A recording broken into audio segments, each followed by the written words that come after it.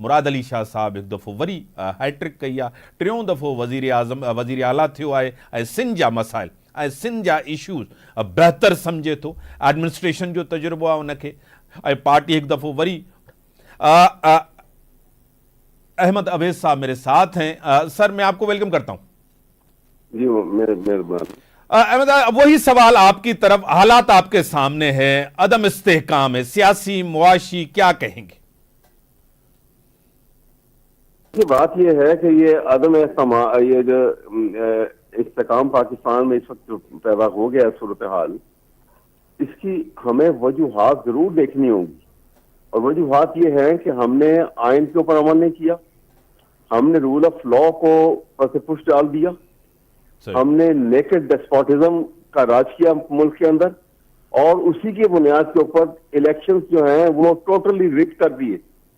80% election जो है पाकिस्तान में रिग हुए हैं, लोगों के बुरे हाल हैं, आपको देखिए। और यहाँ इस हद तक दीदा दिलेरी दिखाई जा रही है कि फॉर्म 45 जो है वो नए बदले जा रहे हैं। ऐसे ही सही जिनके पास हैं उनको कहते हैं कि तुम्हारे पास तो जाली है। तो ये बड़ी खतरनाक सूरत हाल डेवलप हो गई है, इसलिए कि जब एतमाद आप देखें ना कि इन तमाम बदोशों के बावजूद पाकिस्तानी कौम में, जिसमें एक इलिटरेसी का बहुत बड़ा परसेंटेज है, वो उन्होंने कितनी मैच्योरिटी, पॉलिटिकल मैच्योरिटी का सबूत दिया।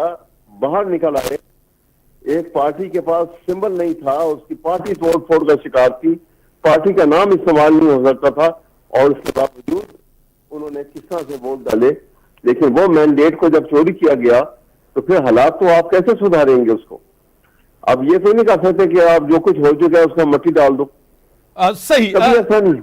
जी अहमद अवैस साहब, आज आपको पता है बड़ी तनकीद हुई खत के ऊपर जो IMF को लिखा गया है, करेंगे ये मुल्क दोस्ती नहीं है, मुल्क दुश्मनी है, क्या कहेंगे अहमद अवैस साहब? नहीं साहब, ये मुल्क दुश्मनी तो बिल्कुल भी नहीं है, इसलिए कि IMF का अपना जो मैनिफेस्टो है, जो उनका चार्टर है, उसके मुताबिक जहां पे डेमोक्रेसी है उस जगह वो वहां पे वो ये फंडिंग करते हैं और वो असिस्ट करते हैं इकोनॉमिक कंडीशंस खराब होने की सूरत में। और डेमोक्रेसी के लिए एक ही तरीका है उसको कायम रखने का कि फेयर, ट्रांसपेरेंट और फ्री इलेक्शन हो।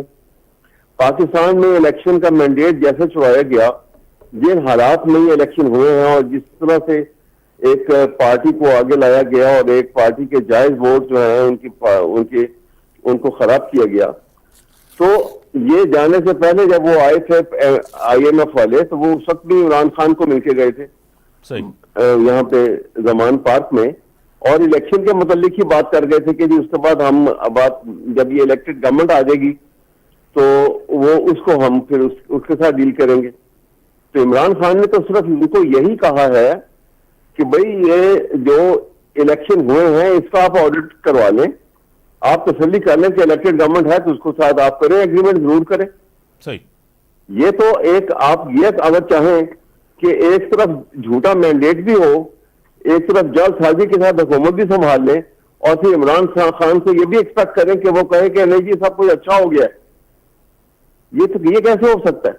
हाँ, आप एक बात आपको मैं कह दूं, जो मुल्क दुश्मनी का सबूत दिया गया था एक मौके के ऊपर, जिसका रिकॉर्ड आज भी मौजूद है, वो 1990 का इलेक्शन था, जब 1990 में जब मोहतरमा बेनजीर शहीद को हुकूमत को फायर किया था गुलाम इसाक खान ने, तो इनकी हाई कमान जो थी उसने जाके तमाम वो पाकिस्तान के न्यूक्लियर प्रोग्राम का ब्लूप्रिंट उनके हवाले कर दिया था अमेरिकनों के, और उन्होंने उसके ऊपर पैसे अमेंडेड, आपको याद है वो बिल आया था, याद है, और उस बुनियाद पर उन्होंने एड बंद कर दी थी।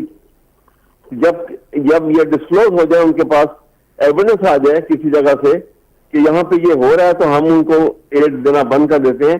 ये कॉन्स्टिट्यूशन अमेंडमेंट आई थी उस मौके के ऊपर। ये इसको कहते हैं दुश्मनी, कि जहां